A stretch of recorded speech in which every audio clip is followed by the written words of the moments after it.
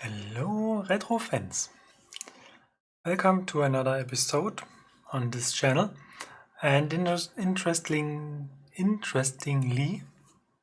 hard word, people tend to find some of my older videos on this channel, and I'm very happy that there are people who are interested in the topics I have covered already.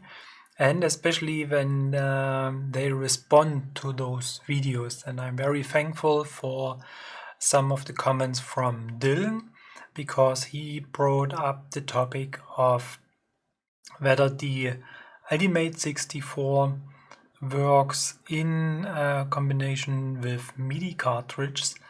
And what we've learned in the past is that the expansion port of the Ultimate 64 is, let's say, a bit sensitive, or I don't know. And this is basically due to the fact that the Ultimate 64 is a very complex system, and communicating with certain, let's say, very special expansion cards is sometimes a little bit tricky. And even the original C64 with its different board revisions, for example, sometimes struggle to work in combination with certain cartridges. And so I was interested to dig a little bit deeper into this topic, and I'm really thankful for the comment, and I'm really happy because this is actually the stuff I'm really interested in. And at the end, producing this episode took way more time than I have expected, but I made some interesting, at least for me, experiences, and I discovered a couple of things. And eventually I digged into different software for making music on the C64. So it was basically the very first time I got in contact with Sid-Wizard, and I spent a little bit more time with Acid64, Station 64, sorry. And these are very interesting programs, but today it is about Midi and the Ultimate 64, and I have prepared a couple of things I want to go through. So, enough of the chit-chat, let's get started.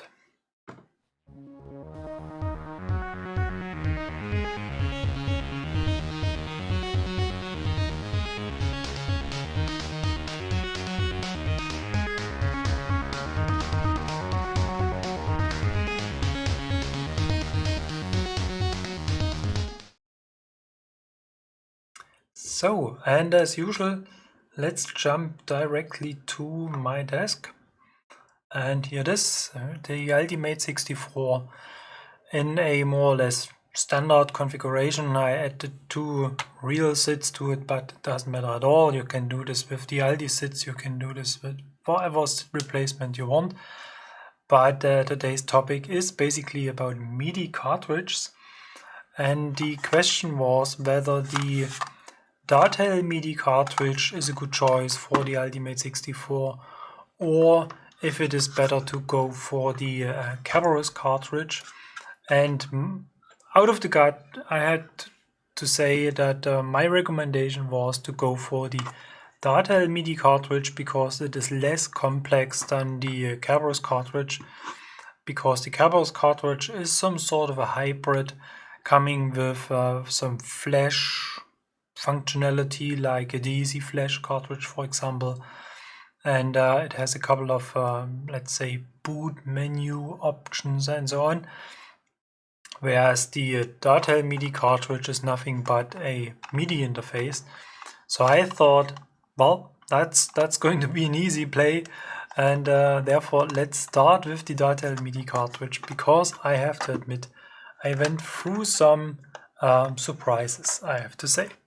So in order to do so, I have to get this into the Ultimate 64. Then let's start this whole thing, and then let's move over to the scene where we can see actually something on the system.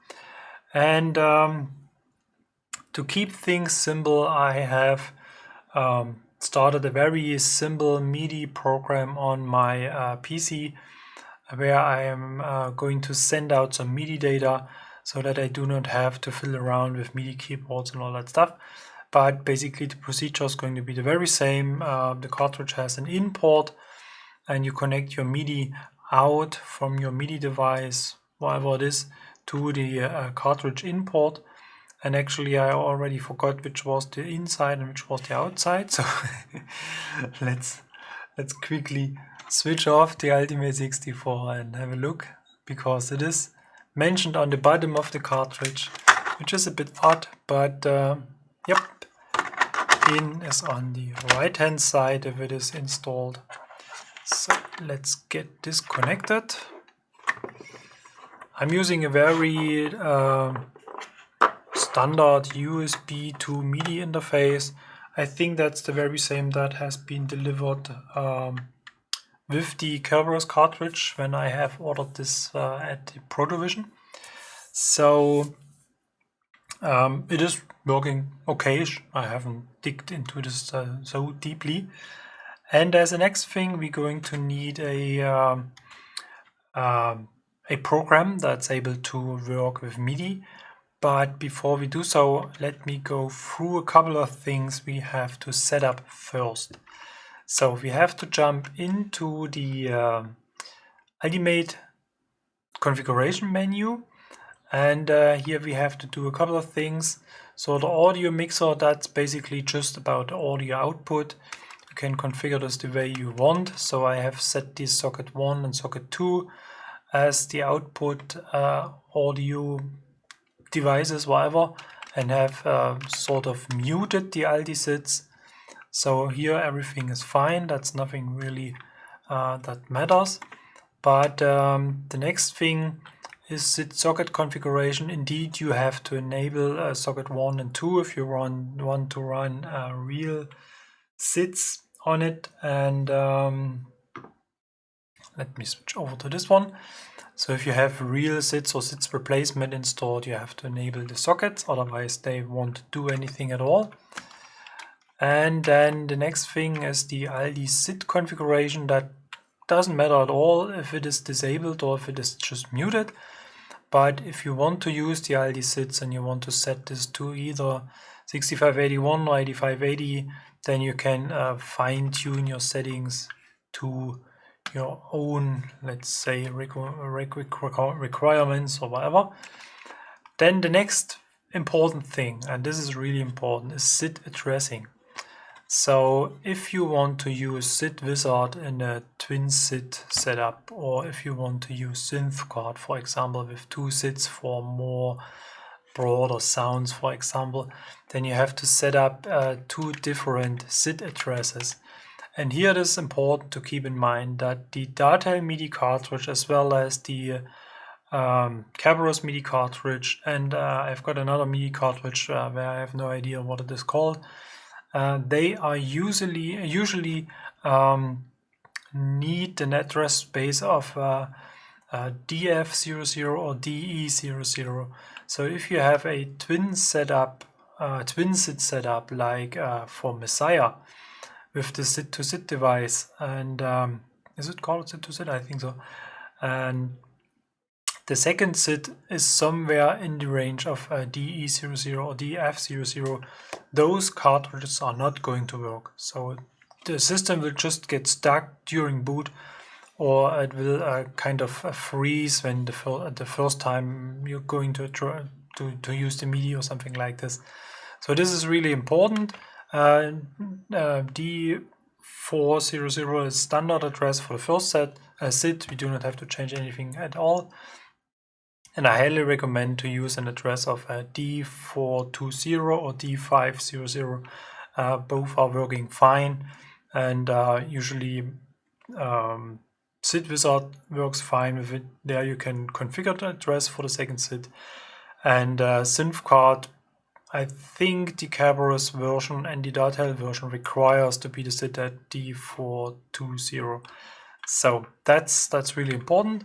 And I've set the Aldi SIDs to the very same address And the main reason is that I have this LED strip installed, and this reacts to data sent to the Aldi-SID. Therefore, I set this to the very same. And we have to disable auto address mirroring, and then you can have a view at this visual SID address editor, and it has to look like this. So nothing in the range of DE00 or DF00, this has to be empty. And if it looks like this, everything is going to be fine. And the reason for mirroring off is that this kind of multiplies, duplicates, whatever we want to call this, the SID address ranges to other addresses as well, which may conflict with your preferred music software, something like this. And therefore, just switch it off, leave it like this. This is going to work quite fine. So, and then we have to go to the C64 and cartridge settings. And here we have to say that the cartridge is none. This is a little bit misleading in my opinion, because here we talk about the so-called emulated or internal cartridge provided by the Ultimate64. It's not about the cartridge we have connected. So if we select something like whatever the final cartridge or the action replay cartridge or something like this, this will definitely collide with your physical cartridge, and you may set this to a cartridge preference external, internal or automatic, but I really recommend to set this setting to external and to set this setting to none. Then everything is fine. Bus operation mode is default set to quiet. I haven't found any changes by using different options here, but we will come to this back in a couple of minutes, because we're going to kind of need this for Station 64, but I'm not going to jump forward too quickly. So all the other stuff can remain the same. And then there's one last thing that's indeed important, and this is something I went through. Nope. We have to indeed disable the turbo control, so that we set this to a standard 1 megahertz frequency. Otherwise we will get timing issues with our music programs. So set this to off and everything will be fine as well. And as much as I have it in mind, there's nothing else we have to do. So we can keep this as it is. And then we jump into our file browser, and let's start with Sid-Wizard.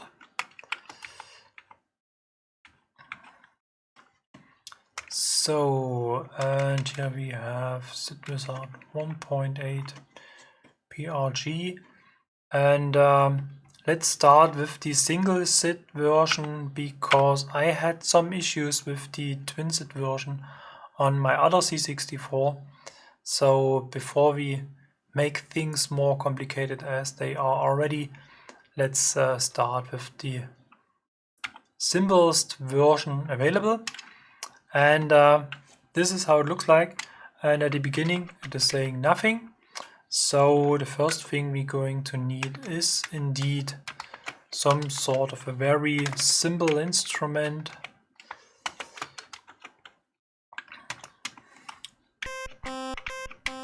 So that we have something that makes some noise. And then we can go into the setup menu, and here we can select our MIDI device. And since this is a Datel Midi Cartridge, then we can set this to well, Datel JMS, whatever. And MIDI channel, let's set it to all, because I have no idea on which channel my MIDI program is sending some data. And I assume it's going to sound a little bit horrible right now, because what I'm going to send to the C64 is basically not really fitting to the instrument I have created. and now the program is sending some MIDI data, but we are not hearing anything.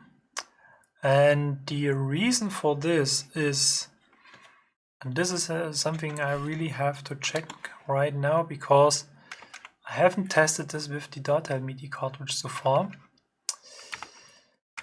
I found that after the program has set the MIDI interface, we have to switch something here in this menu. And usually this has led to a working system. So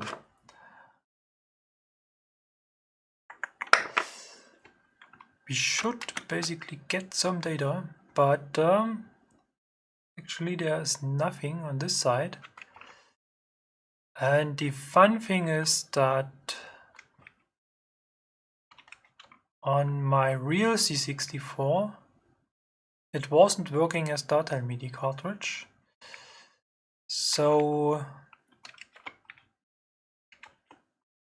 let me check whether we can find which one is working.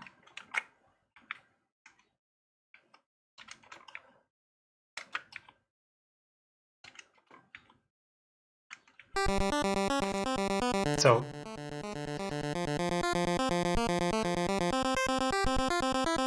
it sounds much better than expected. So what I have done here right now is actually, when we start Sid-Wizard and when we start to configure our MIDI cartridge, this gets somewhere lost. So, and by going back to the Ultimate menu and changing something in this cartridge bus operation mode, then we sort of, I can't explain it in different words, but perhaps it's technically not really correct, but we sort of reset the cartridge port. And then when we go back to our MIDI program and select a different MIDI interface, then the MIDI program sort of reinitializes the MIDI interface, and then we get basically MIDI data in our program. So this is actually working quite fine, so that's fine. And the fun fact is that this behavior is basically the very same for Station 64, and I thought this is basically, well, a whatever flaw of Station 64, because if we're going to replicate this with the Kerberbos cartridge, and this is what we are going to do right now, we will see that this is working out of the box. So there must be something, well, weird, strange, whatever, with this Datel Midi cartridge. So then let's switch off the Ultimate, or let's test this with Station 64 quite quickly.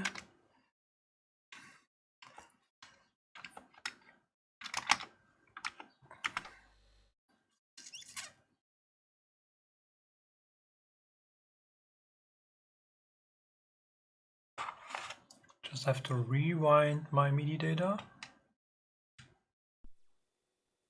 Okay. So one little advice, or whatever we want to call this, I've made the experience that on a real C64, and it happened occasionally on the Ultimate 64 as well, if you have installed a MIDI cartridge, and this MIDI cartridge is, well, not actively, but it is receiving MIDI data, so you feed MIDI data into the cartridge, sometimes the C64 will not boot up. It will just get stuck somewhere in the boot sequence, and then you really have to stop sending MIDI data to this cartridge, and then everything will be fine. And this is something I have, as I said, experienced on the Ultimate 64 as well as on real C64s. And this even happens from time to time with Messiah as well. So I think that during the boot sequence, the C64 is looking for if there is something connected to the cartridge port, and as soon as the cartridge is provided with system power, it starts to, well, live. And probably it just spills data into the system, and this confuses perhaps the PLA or something that is responsible for the boot sequence. So now we have to jump into our MIDI configuration, and here we have to go to Datel, and if we're going to leave this menu, we will see that there is nothing. So let's test this very same. Just change something here. Back to the MIDI configuration. Select a different device.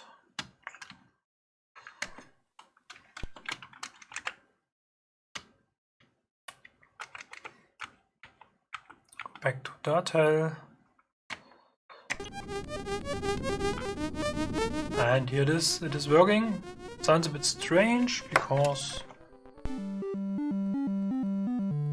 we have to use a different instrument, and then it is working quite fine.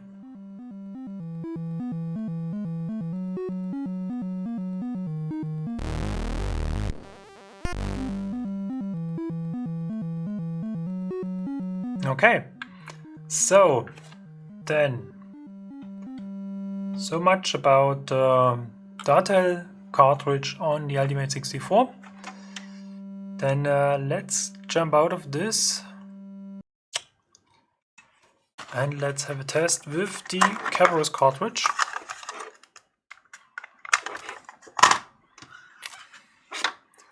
And here we have to pay attention because MIDI is on the other side.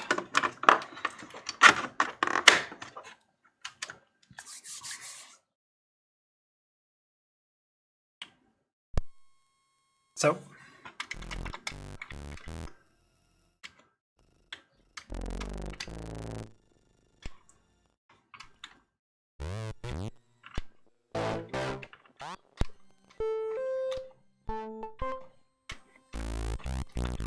I think I've used this one. So then let's send some data. So as you can see, it is working out of the box. And you may have recognized that I have started, not actively, but I have started the Cynthcart from the Kerberbos cartridge. As I have mentioned at the beginning, it is a flash cartridge. You can flash different programs to a couple of slots, I think about 20 or something like this. And you can set up the cartridge in a way that it boots one of these programs at the startup. And I'm using this for, let's say, starting my music C64 without the need of a monitor or something like this. So it boots up automatically into a Cynthcart, and then I can configure it by using just some shortcuts. So we can set it to different MIDI channels, for example.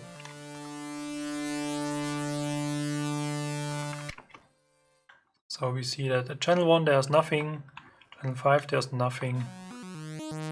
So I assume the data is coming in on a different channel, perhaps it's channel 4, just a guess.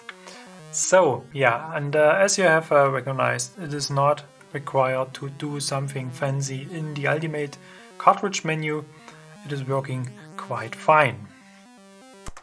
So, oops.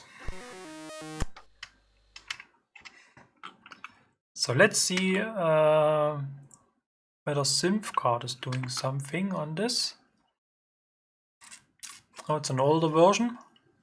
So let's just hope it is kind of behaving the same.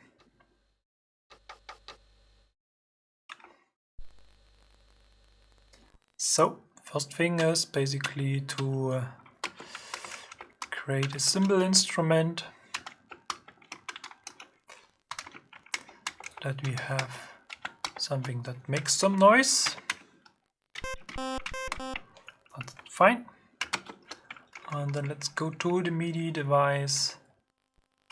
And now I have to admit I forgot which one it was for the Kerberbos. I think it was the Datel.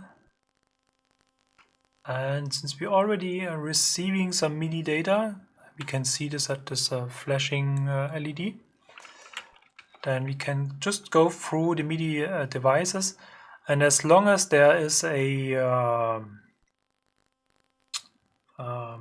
you can identify whether the Sid-Wizard is communicating with your MIDI device when this little sign between MIDI dev and the type of your MIDI dev is not this double point, whatever we want to call this, then it has not detected any MIDI device. Oh, this sounds a bit strange.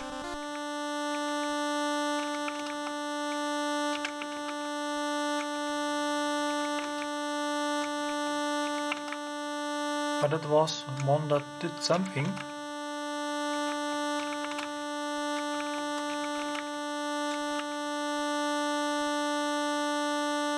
So maybe there is nothing. Ah, yeah, it's just stopped. Just stopped sending MIDI data.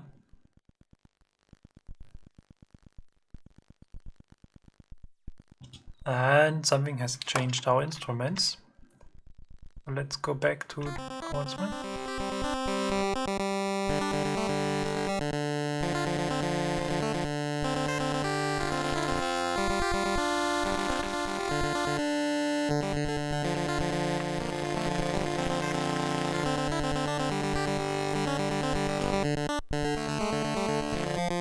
So I think for this purpose we need a different instrument perhaps, or something like this. But well, it is working well out of the box as well. That's very fine. So I think we can leave it at this. Ah, too slow. And the last thing I'd like to test is Station 64. This is going to work with the Kerberbos cartridge.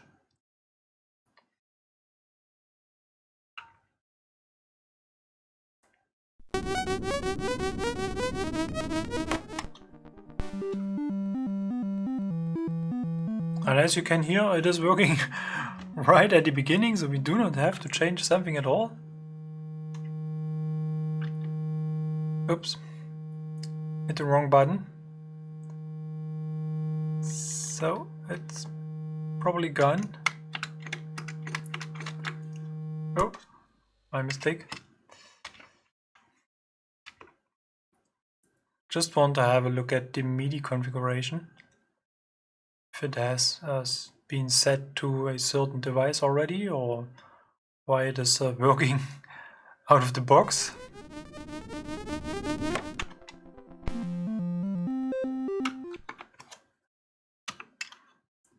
It's set to Datel already. Okay, so perhaps it is loading some settings from somewhere. That's a very interesting topic I really have to investigate.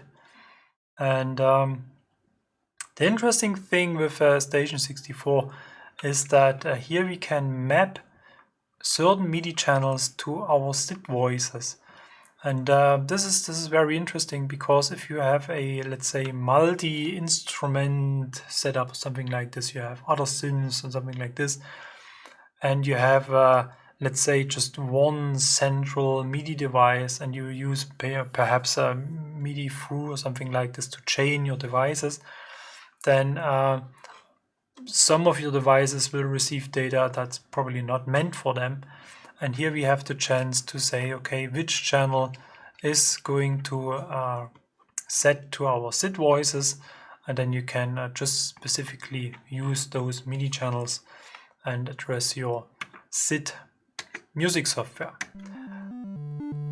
Okay, so that's basically the first part of the video, and I'm really happy that this has worked so far. And the next thing I'd like to talk about more or less briefly is let's stop this. The very interesting topic, delay. So the C64 is basically not really a dedicated music device. So we may face the problem that the instruments you're using in your setups, they have different, let's say, delays. So you send data to them and it will take some time until they react to those data. And this is indeed much better with instruments. So let's say drum machine or synthesizer or something like this. But the C64 is basically not built in a way that it is really very fast in terms of reacting to MIDI data. And I was doing a couple of tests, and I have prepared some videos about this where I basically explain what I had in mind. So what we are looking here right now is the Sid-Wizard again, and this is this time it is running on my C64, which is part of my music setup, and I have connected this to my let's say DAW running Ableton Live. And here I was just testing different MIDI devices to see which one is actually working. And then I moved on to doing some MIDI tests. And as you can see, I'm using basically the same instrument I have used for the other tests as well. And here we can see Ableton Live. And I set up the C64 3 to send out data to Sid-Wizard. And what we could hear was basically the reproduction of this MIDI signal by Sid-Wizard. And yep, that's not so complicated at all. And the thing I did is actually I recorded the MIDI signal and the audio signal. And if we dig in here a little bit, we can see that there is indeed a difference between the start of the note and the start of the audio signal. And actually we're talking about something like 30 seconds of a note.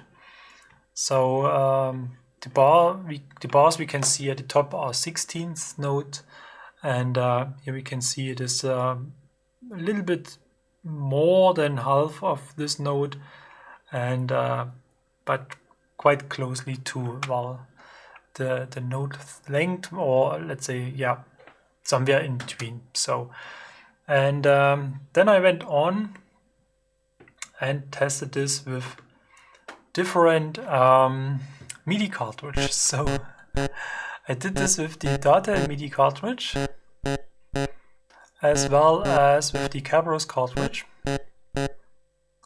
And let's just move a bit through the video.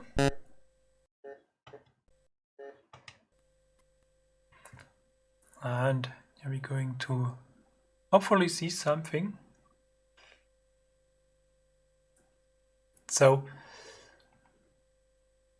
the first thing we can see here right now is actually a different instrument, not the one we see at the Sid-Wizard actually.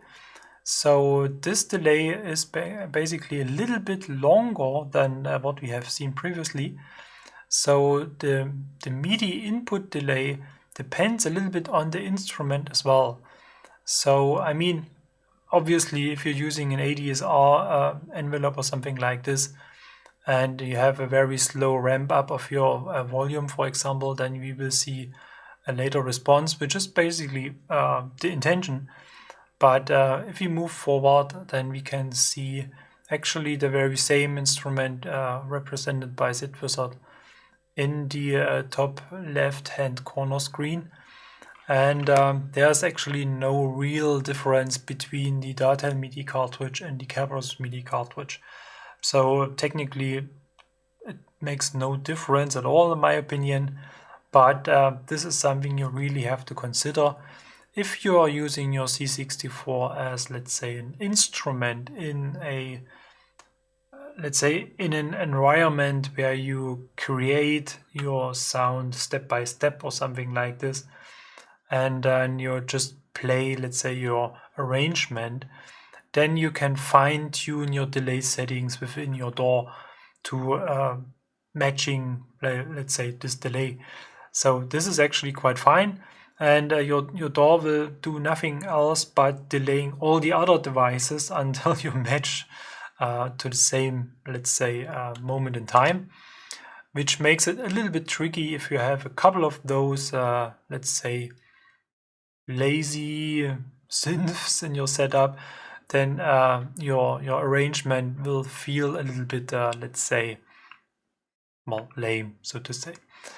But if you think about using the C64 with MIDI devices and some MIDI sound software in a live environment, then things become a bit more trickier, because there you have no chance for delaying sounds. And I mean, if you have a standard band or something like this, and you want to use the C64 for drumming, for example, and nothing else, and you're not going to use any DAW or any MIDI data at all, then everything will be sort of fine, because the other members of the band, they are just listening to your drums. It's just that you have to get used to it, that the sound you're creating will appear a little bit later than you created actually.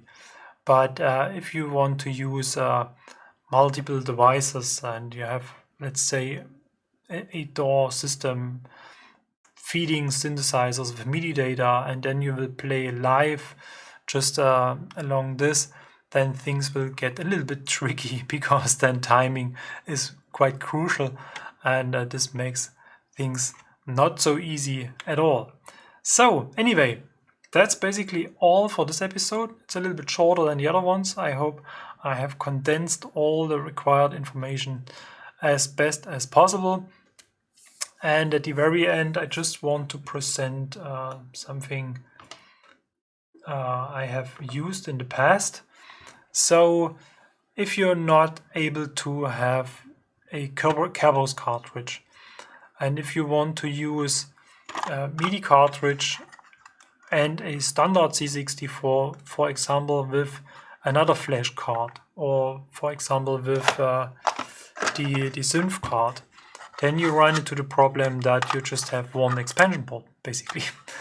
But the funny thing is that the Cynthcart is working in a way that during boot up, the program is transferred into the C64, and then as soon as it has started, you can remove the cartridge. And then you can plug in your MIDI cartridge, but this is basically nothing I would really recommend. But it is working, I have tested this. Another way is to use an adapter like this. So this is basically a twin cartridge port expander.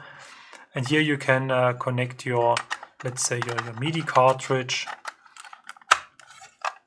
and your Cynthcart cartridge. And then you will have the chance to start Cynthcart automatically, like with the Kerberbos cartridge, and you have MIDI functionality. So on the Ultimate64, it's basically not required, because you can use the cartridge port for your MIDI device, because your programs are stored on the Ultimate system, for example. Or you have, let's say, a standard C64, you're just using the MIDI cartridge, and then you load Cynthcart, Sid-Wizard, Station 64, whatsoever, from an SD to ISD device, or from a 1541 real floppy disk drive, or from a Pi 1541, for example, device. Then you do not have to go this little bit, let's say, bulky, not so elegant way of using a cartridge expander. So yeah, that's basically all I have to say about this topic. I hope you found this some sort of interesting as well. If you have any questions, then feel free to ask them in the comment section. I'm really looking forward to it. And if it is something that it may fill a whole episode or something like this, then I will come back to it, and then we can talk about even more music stuff with the C64. One thing I haven't recorded and I can't represent it right now is I did the very same delay test with Messiah, and there really depends whether you are going to use the drummer, the monosynth, for the sequencer. So they are quite similar in responsiveness, but they are showing kind of similar delay like what we have seen in this episode. So it's not that this sort of dedicated music production system isn't doing anything better at all. I think this is just a matter of the C64. I think we can't get closer to the MIDI signal and the sound reproduction as we have seen it so far. So thanks for watching. See you for the next episode. And if you have any questions, comments, suggestions, feel free to use the comment section. I highly appreciate this. And then bye bye.